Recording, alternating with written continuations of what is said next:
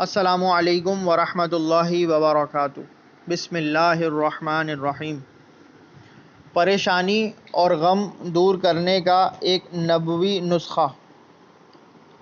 حضرت انس بن مالک رضی اللہ تعالی عنہ فرماتے ہیں، نبی کریم صلی اللہ علیہ وآلہ وسلم جب نماز سے فارغ ہوتے تو دایاں ہاتھ سر پر پھیرتے اور فرماتے، بسم اللہ الذی لا الہ الا هو الرحمن الرحیم، اللہم اذہب عنی الہم والحزن۔